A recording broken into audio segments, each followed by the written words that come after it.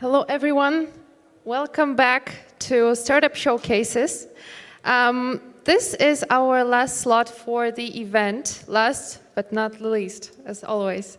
We will start in a second, but first I want to present our mentors today, who is with us, our amazing mentors. First up is Angelo Borgarello. He's partner and business director at AI Startup Incubator. Let's give him a round of applause, everyone. Mikhail Stanev, Business Creation Project Officer at EIT Manufacturing. Round of applause. And Antonella Cvrtak. Yes? All good? Okay. Startup Accelerator Manager, GrowF at Female Founders. Yes, round of applause.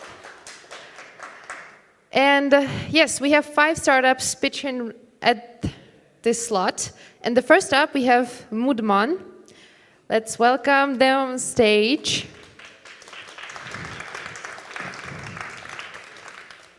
Okay, 1 second, I'll give you the clicker. So I want to just remind all of the startups pitching, we have 7 minutes for the pitch and 3 minutes for the mentors' questions. And yeah, your 7 minutes are starting now. Good afternoon. In 2005, my brilliant and not yet 20 years old son was diagnosed of bipolar disorder. He spent 6 months in the hospital, and during next 10 years, he was in and out of the hospital at least twice a year, never less than a month or 2.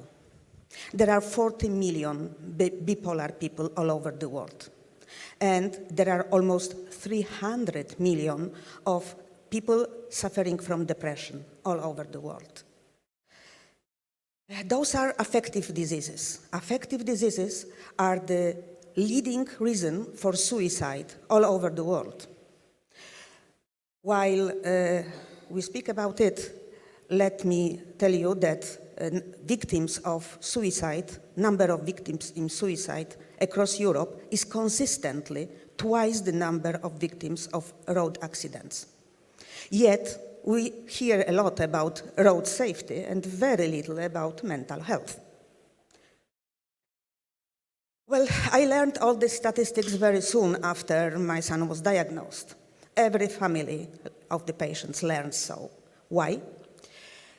Because those patients require very close monitoring in order to adjust the medication and to avoid the relapses or at least minimize the consequences. And how does it work? Okay, those 40 million, those 300 million, and the one number that I didn't say, 45 million suicide of victims.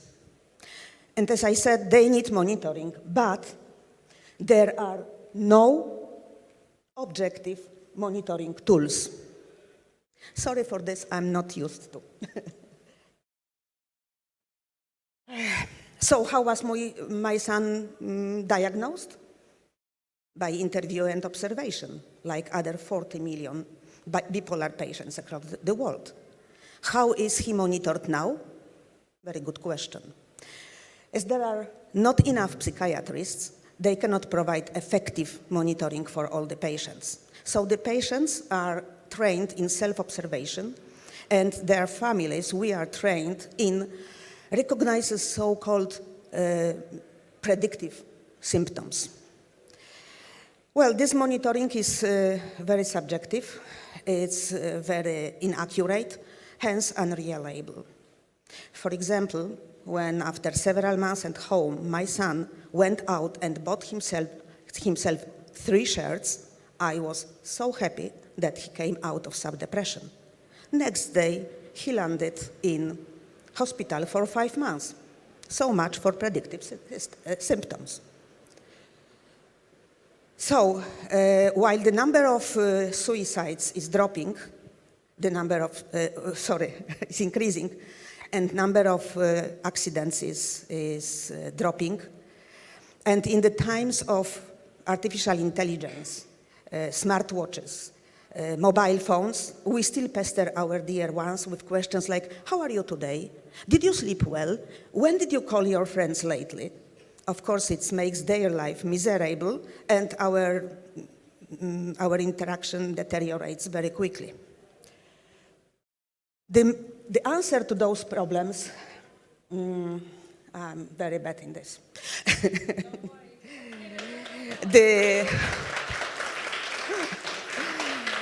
The answer to this is Moodmon, artificial intelligence-based tool for the patients, their families, and the doctors. How do we do it?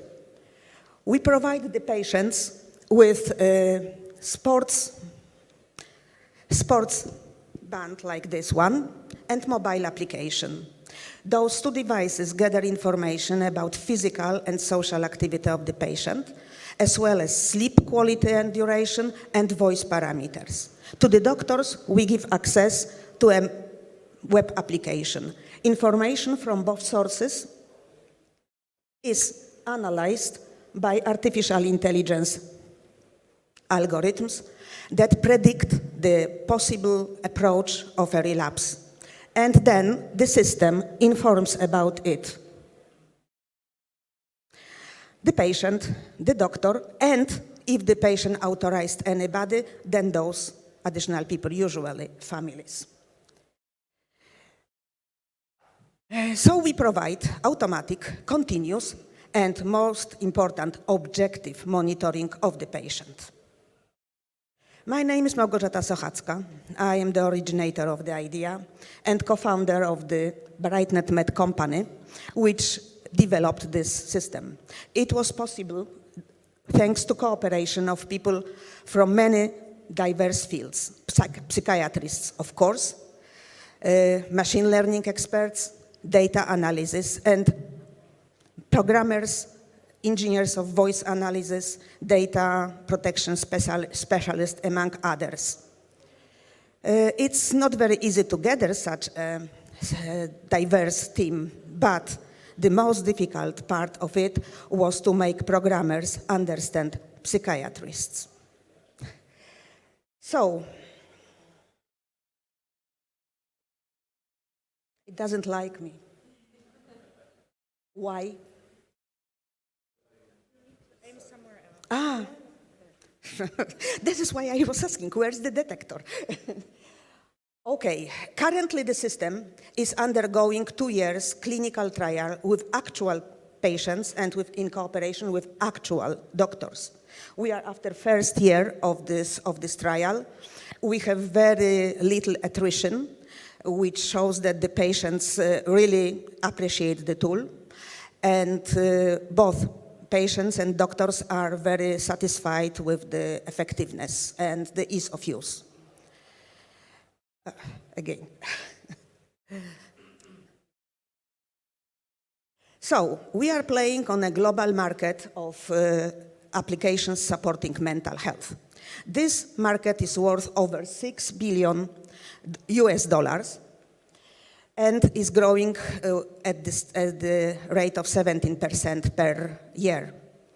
However, you have to keep in mind that most of those applications are simple standalone mobile applications which are not far away from paper diaries of the patient that was doing some observation traditionally.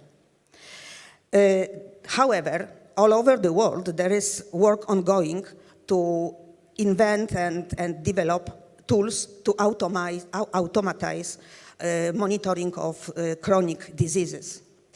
In the United States, there are several systems already commercially applied to monitor risk in many physical and some mental disorders.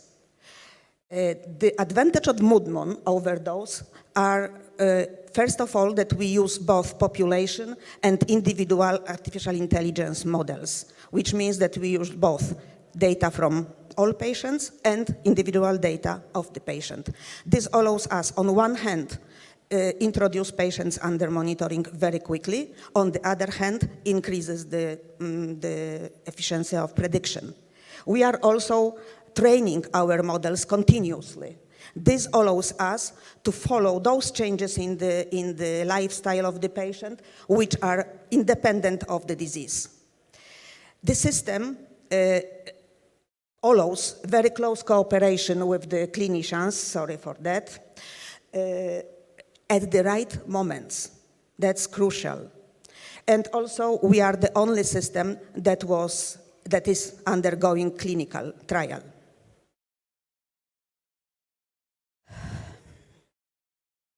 Hey. Business model. Our investment up to date is about 1 million euros. 3/4 of it are European funds. Our monetization model foresees that we will have income from patient's fee, monthly subscription, and one-time registration fee from the doctors. We expect about over 5 million euros income during next 3 years. And we are looking for funds to finalize the clinical trial, to certify this system as a medical device, and to further develop it, also to apply in different areas of psychiatry. Thank you for your attention. Please visit our landing page, and we invite you to direct contact. See you soon.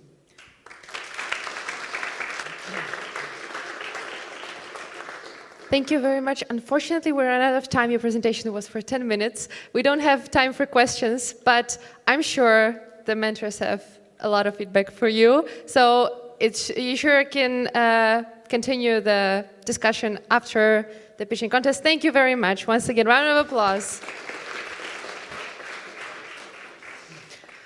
I want to invite the next startup here, and it's Wolf EIQ. Yes, let's welcome them with a round of applause, everyone. Just a small tip for startup presenting. You have the watch here that says how much time is left. So 7 minutes are yours now. Perfect. Looks like I just got a chat message. I think Sam wants to go out for coffee with me, but is this like an attempt to flirt or just a good old study session? Well, don't we just all wish we would actually know what other people felt when they texted us? Well, we sure do. We are a Berlin-based student-led startup trying to develop an AI messaging app, B2C, and plugin, B2B, to detect emotions through smartphone sensors and present them to you in a color-coded user interface. Now, the problem we are really trying to tackle here is the fact that over the past couple of years, the world has been very much a polarizing place, and online miscommunication has not made that easier. After all, when I'm speaking to someone face-to-face, only 7% of what I'm actually trying to communicate is conveyed through words. The rest, through nonverbal, subconscious cues I give off as a human being. Now, this leads to a problem and a massive pain for a lot of users of lack of authenticity on online texting and messaging platforms where people just don't know what others are feeling. It's easy to burst out of whatever with no emotional consequences whatsoever. Right? Now, there is a demand for a solution, and for a smart solution, that is. This top-down approach has made us an approximation that our target market of media and entertainment sector in the emotion recognition of AI is approximately $4 billion US. Now, having the market opportunity outlined and the problem there, we decided to devise a solution, which was to integrate biofeedback into a messaging platform, be it B2C as an app or B2B as a plugin. We also want to uphold the interactive and intuitive standards that our young target audience, which we have outlined for our proof of concept earlier this fall through Instagram ads, is very young. And they will uphold us to the same standards as Instagram, Snapchat, and TikTok, right? So our user interface has to be interactive and game-like. And this is our product. This is a UI mock-up of our B2C app, for example, and you can clearly see how, for example, if the user is feeling calm and serene, the color bubble underneath the text message will be green and indicate their mood, right? On the other hand, if the other user is agitated, the color bubble will turn red. And therefore, the users will have both the information of the text as well as the subconscious metric of their emotional state. Now, the underlying magic of our product, we're really trying to use the smartphone sensors that are available on all mobile devices nowadays, right? Which are the accelerometers and the gyroscope sensors. Those sensors are actually responsible for the spatial orientation of your phone.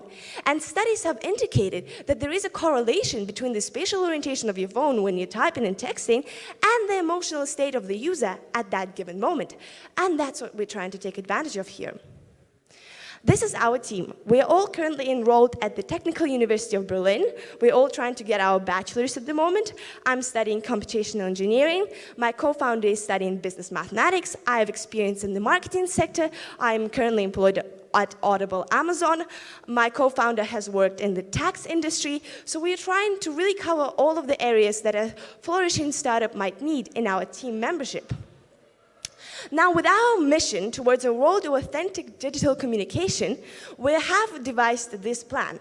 First, we're going to have an MVP, which is B2C, create a stable user base of loyal users, and then really for scalability and for real revenue generations, we're going to look to a B2B solution as a plugin.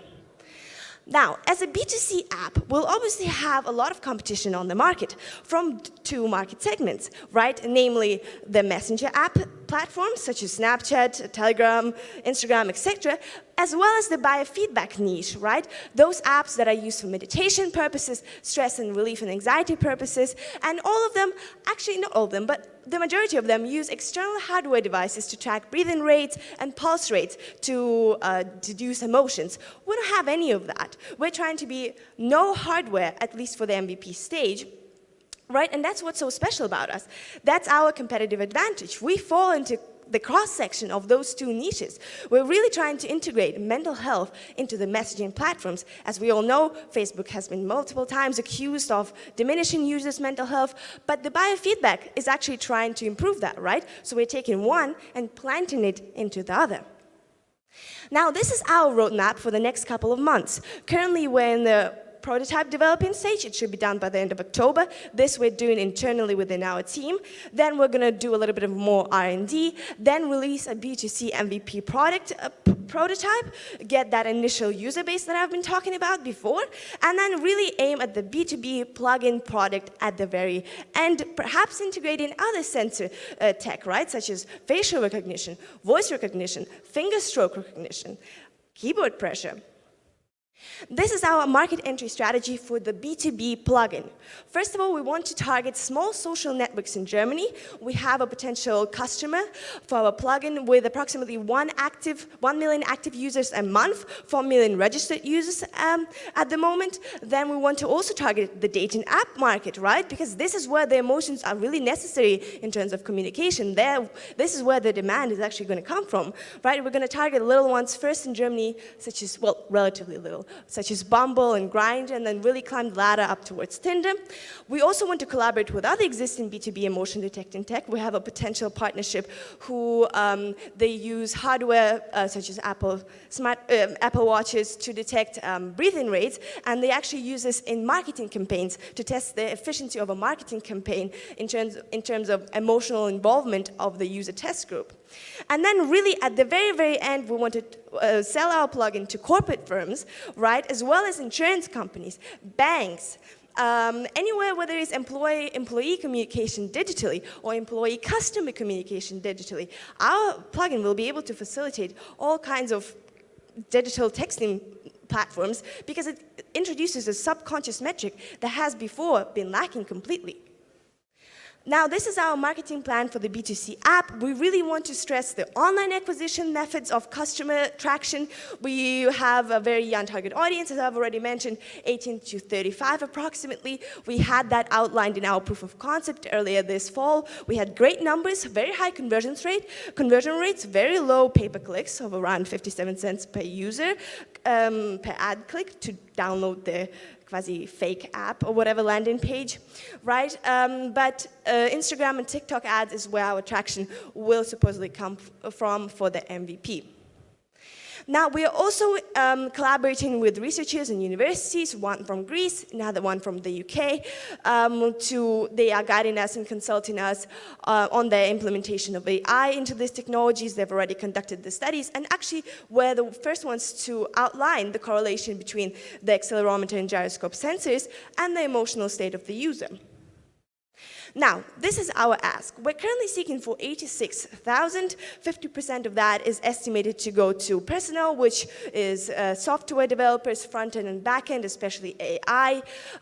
This is really for the B2C MVP. We will need more research too, because we want to include a very wide spectrum of emotions that could be communicated to the users, and that will, of course, require more funding.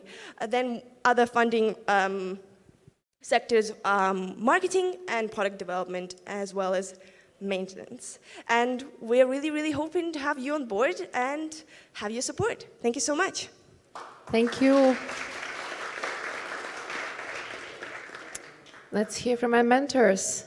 Who wants to start off? Who has questions?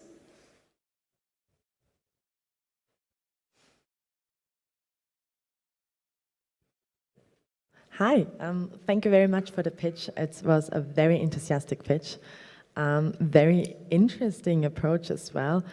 I do have one question, and maybe this is also because you're quite early still, which is perfectly fine. So you started the pitch with focusing more on students who text a lot, and there's actually kind of the idea that popped up. But the B2B approach is actually where you want to head as soon as the prototype is ready. The B2B is where we want to have the plugin and the actual revenue generated, yes. Is that your question? Yeah. So I didn't hear the last part. Yes, no, exactly, with the B2B part as well. So also when you talk about B2B and, for example, also the dating apps as well, do you already have kind of a business model in mind for them as well and kind of a pricing where you want to head? We want to have a subscription business model for the B2B. The prices we have not yet established because we want to have the B2C app out there on the market first. We want to get the user feedback, and we want to actually see if the individual's users are willing to pay for that. We want to have a freemium model for that. For that, we do have prices outlined. The B2B is a bit further down the road, so I cannot tell you the exact prices right now. No, great. Sounds very interesting. Angelo, you have Hi there. 7 seconds. 7 seconds. I'll be quick. Have you done any validation research on the users? Yeah, so as I have mentioned, we've done proof of concept earlier this fall. We have done ads on social media, on Facebook, Instagram, and we've had high conversion rates of about 48%, and we've had low pay-per-clicks of about 57 cents per user to click our ad, the website. Yes, so in that regard, we have some user testimonials. However, again, the actual validation will come from the MVP being out on the market, the prototype being out there in the market. Because I meant some validation pre-MVP.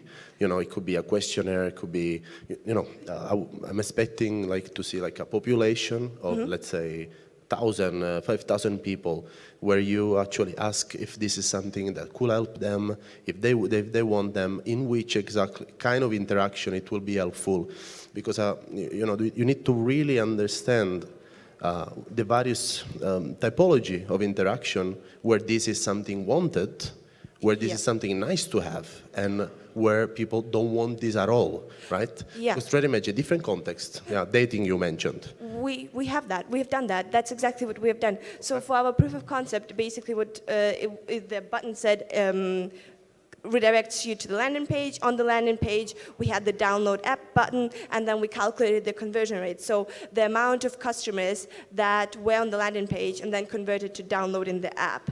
We had a survey on the redirection page, and we've exactly done what you've suggested. Had the discussion later, because we're out of time and we need to be really strict with the timing. So thank you very much for your pitch. Let's have a round of applause. Thank you. The next startup here, up next is Sweet Tech. They should be here. Yes, yes, you are. You are here. Okay. You guys this. You can have a touch and then you can send it out to the team as well. Okay.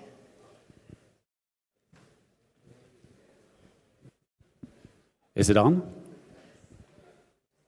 First of all, I have to say the first startup, Moon.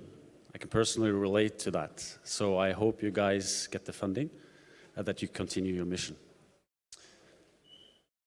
First of all, handy is not a cell phone, because what I can understand from the Germans I meet here is that handy, of course, is another word for cell phone. I do not make cell phones. My name is Jens Petter Wilhelmsen. People call me JP, and I'm the co-founder and CEO of the company called Sweet Tech, behind the product Handy, which is a fully automatic and interactive masturbation device. Used to work in finance and management consulting, but ended up making interactive pleasure products. And believe me, it's much more fun. So I'm going to start out with making all of you, including myself, quite uncomfortable.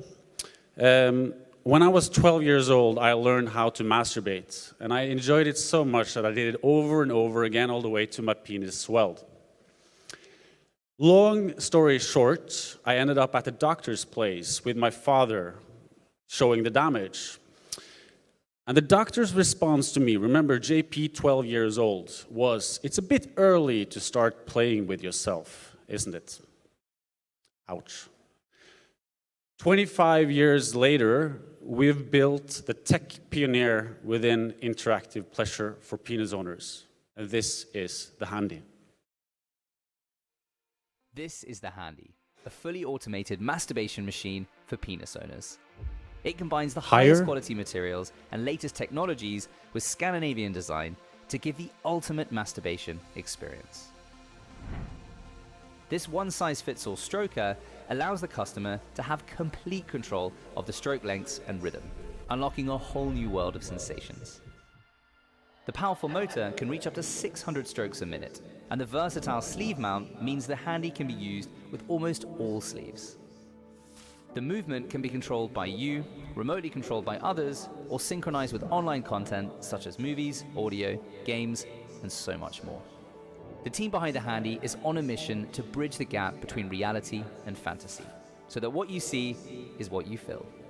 The Handy is not just a company, it's a community of people playing an active role in helping to shape the future of sex toys. So join our community at thehandy.com. So there you go. That's the Handy.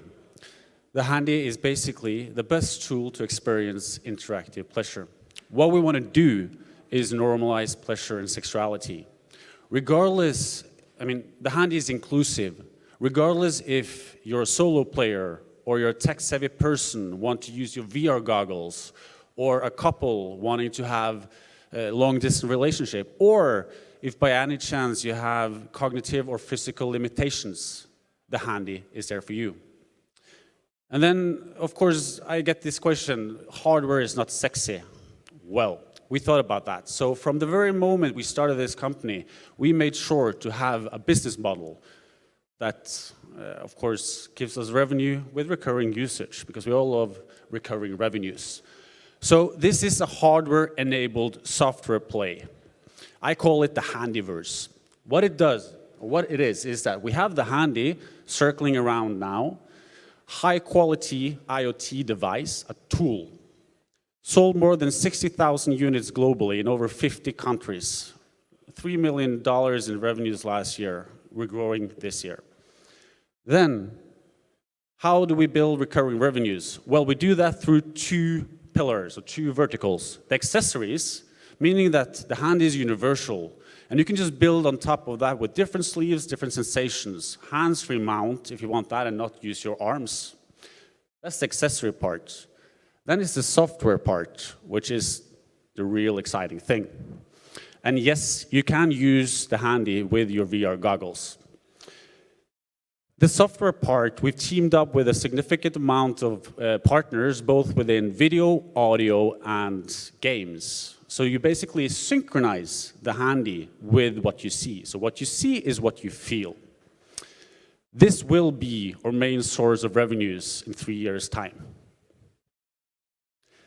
Then people ask me, well, isn't it easy to copy? Isn't it easy to do the exact same thing? Well, what's the secret sauce? The secret sauce is the patented IoT software that secures complete anonymity, and zero latency. What does this mean? Well, we have the hardware and electronics with the handy to the left. Then we built the black box here, the firmware and the IoT infrastructure ourselves to make sure that we can provide complete anonymity and scalable solution. You know, when you watch a movie and it's like 2 minutes or 2 milliseconds behind on the audio, it ruins the whole experience. Well, imagine the same thing when you use the handy. We don't want that to happen. Lastly, we have an open API.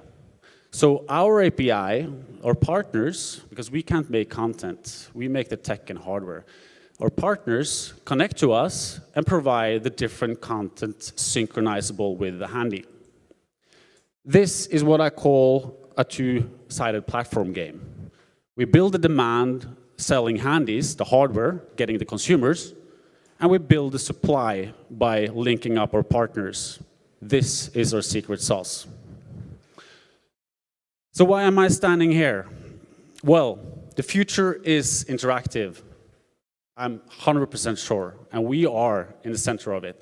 Last month alone, we had 15,000 unique devices connected to our platforms. If you do the math in terms of how many we sold, that's 25% of install base, not accounting for the offline usage. To top that off, this is a graph showing online sessions. That means one online session is every time someone presses play and the device synchronizes with the handy. Last quarter, we had 2 million online sessions through our platforms. We raised 1.5 million euros in August. Now we're going to the US, and I realized that we need strong partners that can see the same thing as we see. That's why I'm here. I'll let the numbers speak for themselves, but I can confidently say that we're well on our way to bridge the gap between fantasy and reality. Thank you.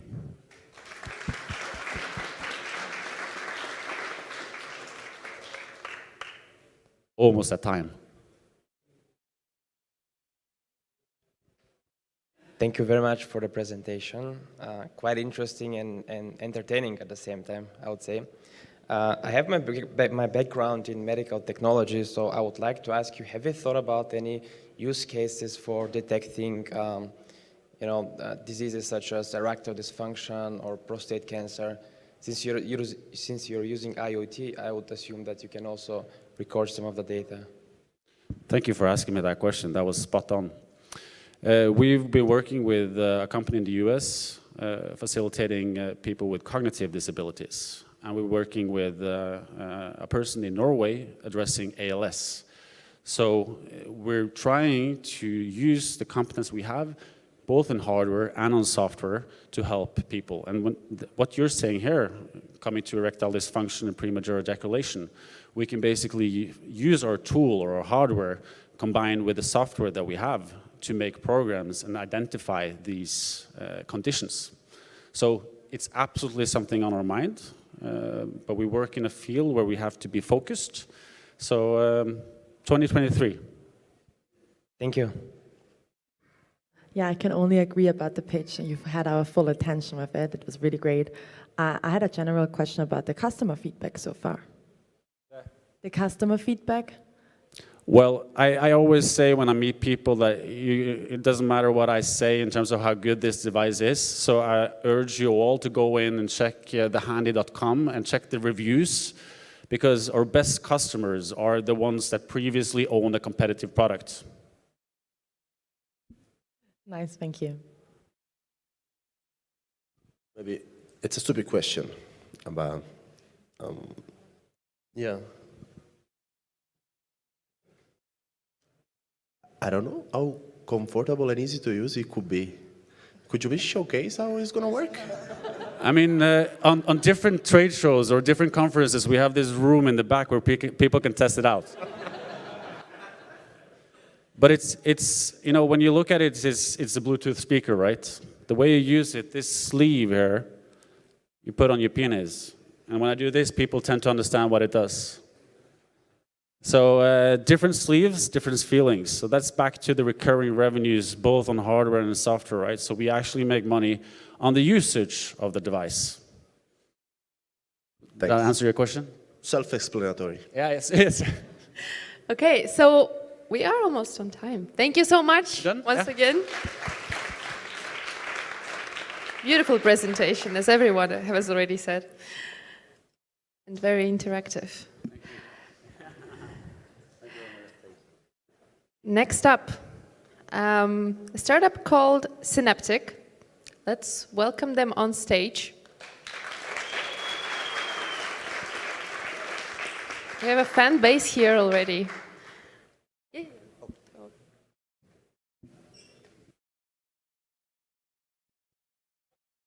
Hi everyone, my name is Mihai. I'm a co-founder of Synaptic, and we are a medtech startup, and we're developing a software for radiotherapists that can automatically contour cancer tumors and organs at risk in medical images. And I'd like to start with a question. How many out of you had loved ones suffering from cancer? Unfortunately, we can see that a lot of people are suffering from this disease, and radiotherapy is one of the main ways to treat it, and more than half of cancer patients are prescribed radiotherapy at least once during their treatment. But we've identified a couple of problems in this field. First of all, there is a shortage of well-trained medical staff, which makes it that more than 1 out of 4 cancer patients don't get access to the treatment they need so dearly. Second of all, the process of contouring cancer tumors and organs at risk is currently done manually or semi-automatically by doctors, and it's very tedious, subjective, and prone to errors. And just for you to make an idea about it, if 2 doctors contour the data of the same patient, the overlap between their work rarely exceeds 75%, which for me is really mind-blowing. And lastly, it's a very time-consuming task, which makes it that there's a long time between diagnosis and treatment. Seeing these problems, we've developed Medic, a software that solves them. And our unique features is that it has a very unique AI segmentation architecture, which provides really, really high accuracy of over 90%. We also have some really cool features for the doctors, like, for instance, adaptive learning, which makes the software be able to learn the individual contouring of a certain doctor, and active revision, which makes it super easy for them to adjust the contours made by the software with just one click. Let's now talk about the impact. So even if our direct customers are the radiotherapy centers, and they can save more than 200K per year by using our software, the ones that are actually using the software are the doctors, the radiotherapists, and for them the impact is massive because the time spent per patient is reduced from 4 hours to just 5 minutes. So that's a big speed up. But let's all remember that the ultimate beneficiaries are the cancer patients, because by reducing their treatment time, we greatly improve their chance of survival. Moving on to the business model, we are, as I mentioned, targeting radiotherapy centers at the moment in Europe, where there are around 1,400 of them. And we are selling the software either on premises or they can access it from the cloud. There's also some competition in the field. There are companies, especially from Europe and North America, doing a similar product, let's say. But our competitive advantage lies in our unique AI deep learning architecture, which provides a really high accuracy. The features we are offering the doctors, which are really helping them save a lot of time, our young and motivated team, and our strong partners. And speaking of the team, we are 17 innovators with backgrounds in business, computer science, physics, marketing, AI research and development, and of course, radiotherapy. We are also not alone in this journey. We have some really strong partners that are helping us along the way, as well as really great advisors. Talking about the traction and what we've achieved so far, we have a functional product. We have 7 clinics signed up at the moment and are talking with 10 more throughout Europe. We showcase the product globally in Europe, Asia, and North America. We've raised almost $500,000 in European grants and VC funding. And talking about our next plans, so in a few months, we're going to start a clinical trial where our product is going to be used in a clinical environment. And we want to finish with the European certification process. And this is planned for early 2023. Afterwards, we want to expand on the European market. And at the second half of 2023, get FDA approved and start expanding to the North America as well. At the moment, we are looking to raise seed investment of 1 million. So if that sounds interesting for you, we can have a talk afterwards. Thank you for your time and patience. And let's all remember that saving time saves lives. Thank you.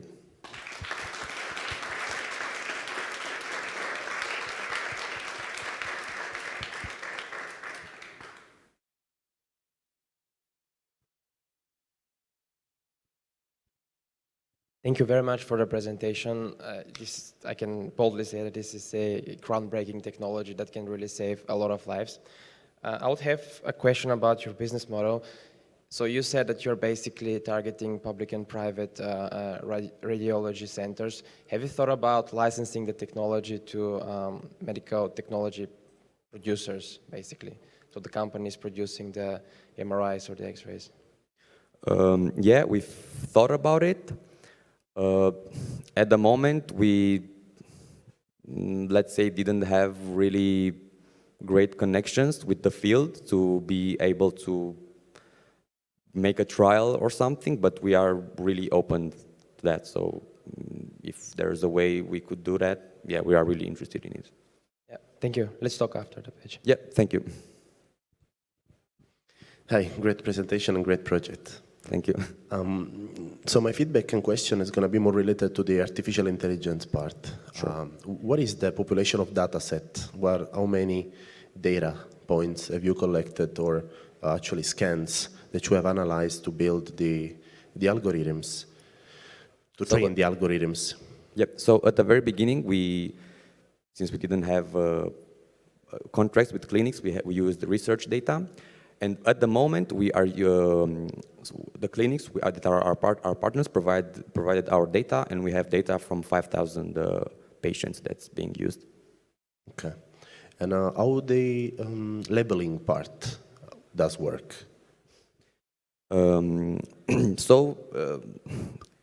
Talking about AI, this is it's called a segmentation task. So the way it works is that we need label data, as you mentioned. So data that has been already contoured by professionals.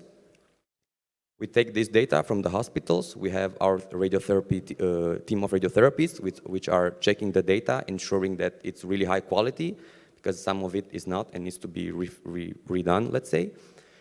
We take this data, we feed it to our algorithms, which learn from it and learn to perform the task themselves.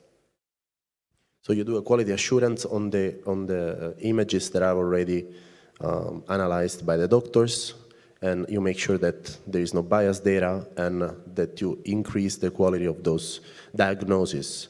So it means that you use a team of experts? Yep, yeah, as I mentioned, Doctors, it's really researchers. important that, it's really important that the data, the quality, the contours are really high quality. There's this principle in AI, garbage in, garbage out. So you can have the best networks ever, the best algorithms ever. If you feed garbage, you're gonna have garbage out. So yeah, this is what we really don't want to happen. Thank Maybe you. also kind of a question as an add-on here. So you also said like the comparing two diagnoses from doctors overlap to a maximum of 75%, Yeah. but how much more accurate would your solution be? So this is one of the problems, that because it's so subjective, there's no golden standard. What I mentioned, 90% is what you get when you compare the performance of the software with what the doctor did. So there's really not a golden standard, and this is what we actually want to solve. But I would say that since their overlap is 75 and ours compared with one doctor is 90%, we're standing really, really good. Yeah, thank you. It sounds very interesting. Thank you, thank you. Any other questions? We have for one more question. We have time. No. Okay, thank you so much. Thank One you, round of thank you. applause.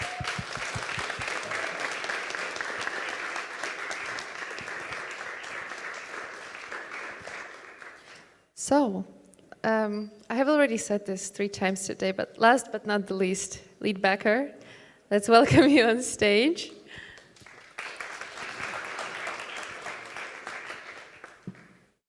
Test.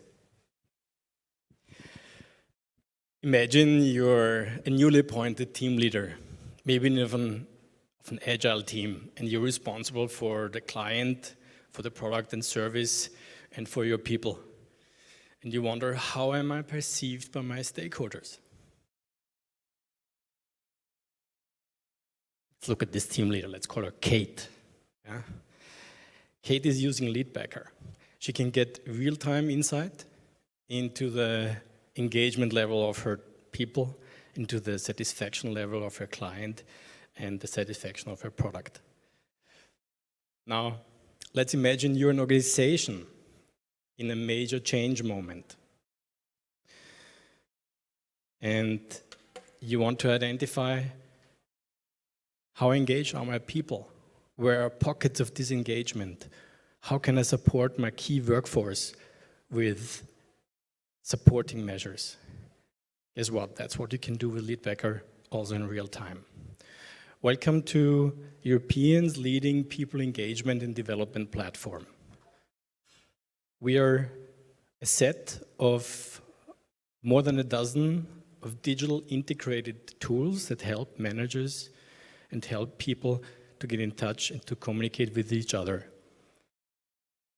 The platform is a SaaS, software as a service, cloud service, and it consists of these 12 integrated tools that give every person a voice in the organization. From the very beginning of the very precious moment of the onboarding, over the first leadership moments, until they check out as an alumni, hopefully. Yeah. We bring leadership in every cell of the organization, from the smallest team, point of sales, the shift lead, to the project manager. And we help your managers to perform as a leader with impact. So, a few more technical insights on that. As I said, it's a software as a service. We have today approximately 25,000 users with 50 plus corporate clients here. And it is, you can activate it within 24 hours as a default version. And it's basically plug and play on all platforms, on all hardware devices. And if you want, it also connects backwards into your HR information system. It's fully European-based. It's fully compatible to all GDPR and security guidelines. And as I said, if you want, it also connects to SAP, to Workday, and any other existing HR information systems. So whom are we serving today? We're serving today customers between 200 and 20,000 people in the financial services, in the retail, in the production, logistics, but also in social service. So we work with Samsung of Korea, we work with postal services, we work with Hisense of China, just to name a few, also with Diakonie in Austria. What bottom line figures do we improve next to loyalty and engagement? We improve short-term absenteeism, unforced attrition, and people productivity. So these are the impacts on the bottom line of your profit and loss statement. And this is also being measured. But this is just the beginning of a great adventure, because today we're collecting data on a daily level, a lot of data, and our mission is to become an artificial digital advisor to our users in the future with this data. I'm Norbert Hölzl. Thank you for your attention.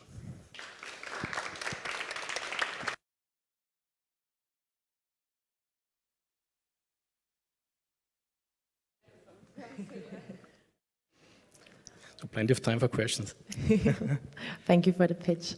I would love to know a little bit more about how it actually looks like using it. So I'm a leader at a company, so how do I implement Leadpacker in my daily business? You have a user journey on your mobile, on your iPad, or on your desktop. Start now, finish anywhere. Yeah, and it's basically human sensing, where you give feedback on specific algorithms of checkpoints, of behavioral checkpoints, and this is being configured in the setup with your people developer. Yeah. You can also, as a user, you can also configure autonomously your own checkpoints that are relevant to you and to your environment. Yeah. So if I'm a leader, I can see the feedback from my employees then? Yes. So also my employees are using Leadpacker to give feedback to me? Actually, I forgot that in the presentation. We're providing an individual data backpack for each user, and this data backpack stays with you, and you decide when and with whom you share it. HR only gets like the essence in the dashboard. Okay, thank you. Hey there, thanks for the presentation. So the goal is not to be an HR-focused tool, but is a tool that help the leaders of specific teams to empower the whole employees. That's the real goal, right? You don't aim to be the HR type of tools that does this. Certainly, our HR buyers are looking for an integrated platform they can accompany their people with from hire to retire, basically, right? So they look also for arguments towards the CFO and the CEO to save money at this point and to bring their HR capacities in a more efficient way on the road. Yeah? But this is a sideshow for the buyer, of course. At the end of the day, we need to win the user, to trust the system, to become a personal advisor in their leadership experience, but also any kind of employee in the system who is adding as a feedbacker. Mm-hmm. Yeah. I've seen some companies doing something similar. Just to mention one, there is this, it's called Luther One. Mm-hmm. I don't know if it's under your radar, but how do you position yourself in terms of uniqueness against those tools that have the similar capabilities? Mm-hmm. There's plenty of, let's say, engagement and surveying tools out there. That's correct. Yeah, but it's on the one hand, it's the immediate access. It's, I think, also the individualization configuration to the specific corporate use cases that our clients appreciate. And at the end of the day, to become this individual advisor for the user. That's what we can see, what our clients appreciate. I mean, didn't introduce all the features, but we also have like a mentoring matchmaking in there. So it's a set of matchmaking algorithms where you as a mentee find the right mentor. Yeah. I don't want to compare it with any dating apps or something, but the logic is the same, just based on skills and experiences. Yeah.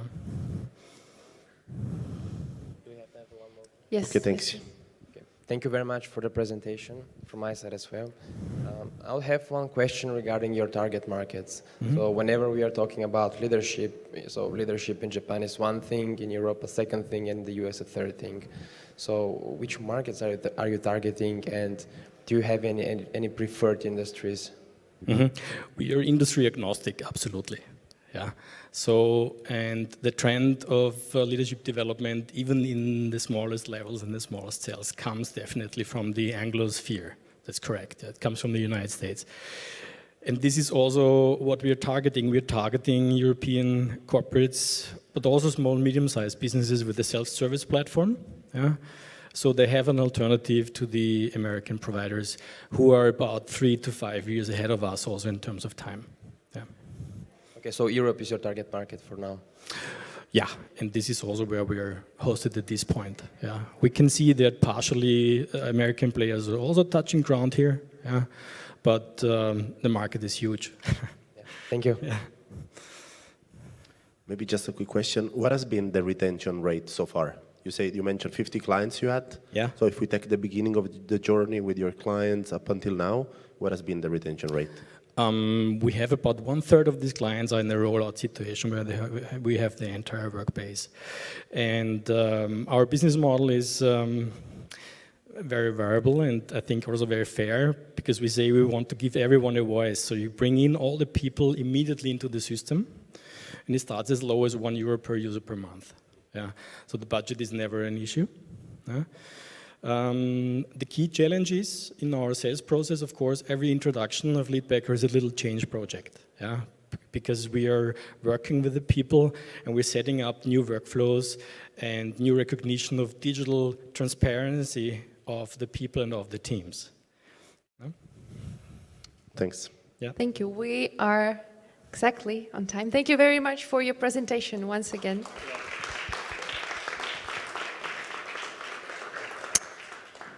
And with this presentation, we have ended today's and this event Startup Showcase.